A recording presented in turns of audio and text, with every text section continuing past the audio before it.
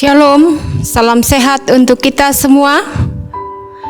Firman kehidupan untuk kita Selasa tanggal 12 Oktober 2021 tertulis dalam surat Rasul Paulus kepada jemaat di Roma pasal 12 ayat 19. Demikian dikatakan di sana.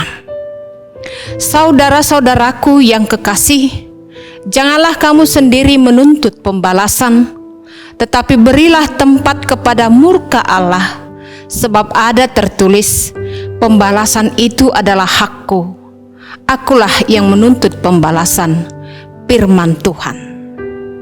Tema untuk kita pada hari ini sesuai dengan firman kehidupan. Kita buat di sana, tidak boleh melakukan pembalasan. Melakukan pembalasan adalah tindakan yang tidak terpuji dan sangat bertentangan dengan kehendak Yesus. Namun kenyataan masih banyak yang mentolerir atau bisa menerima secara kemanusiaan jika pembalasan dilakukan kepada orang yang sudah melakukan kejahatan.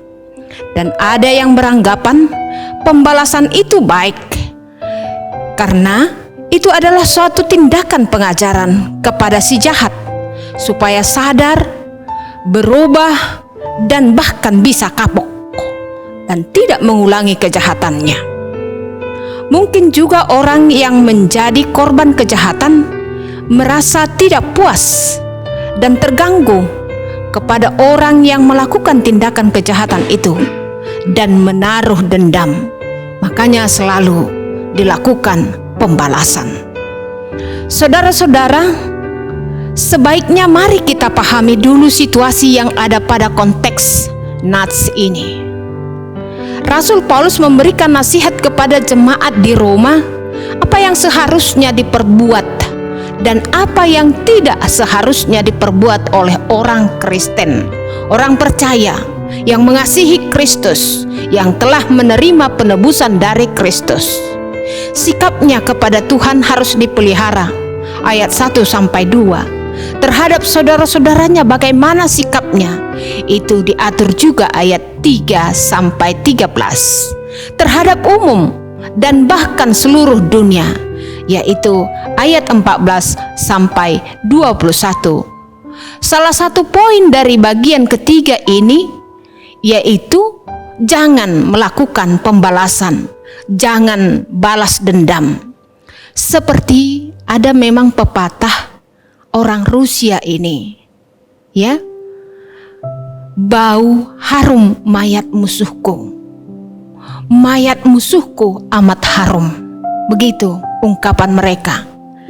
Hal itu menandakan manusia begitu haus untuk melakukan pembalasan. Kenapa tidak boleh melakukan pembalasan?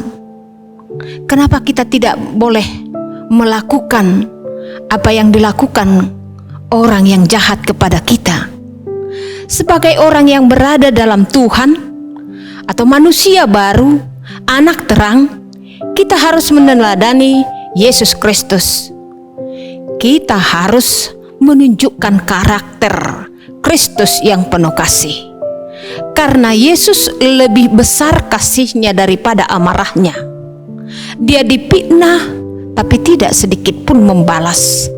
Dia dibawa ke pengadilan untuk diadili, dan Pilatus tidak mendapatkan kesalahannya. Dia dihukum, tapi masih dia bersedia mendoakan orang yang berbuat jahat kepadanya. Itulah karakter Kristus.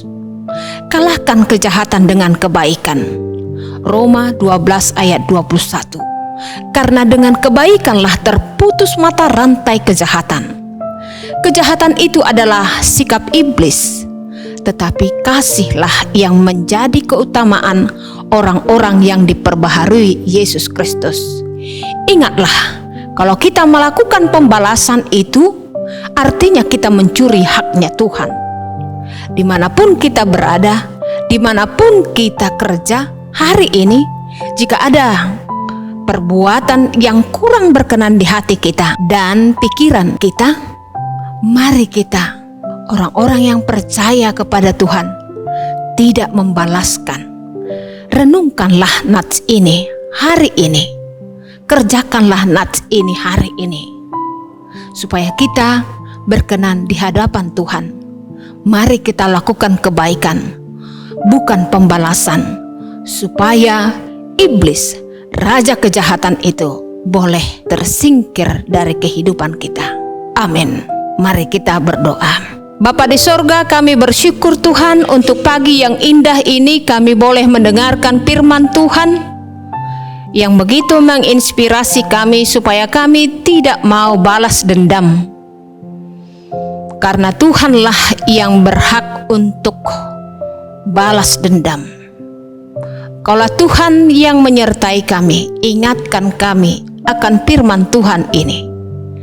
Kami hanya boleh melakukan kebaikan di hadapan Tuhan. Sertailah kami Tuhan dalam beraktivitas hari ini. Semuanya anggota keluarga kami yang akan bekerja, Engkau lindungi Tuhan. Baik di rumah maupun harus pergi dari rumah. Demikian anak-anak kami juga yang sekolah, yang studi, baik harus pergi, baik yang berada di rumah. Kiranya Tuhan menyertai kami dalam satu hari ini. Berikan kesehatan dan sukacita bagi kami semuanya. Di dalam nama Tuhan Yesus Kristus, kami berdoa dan bersyukur. Amin.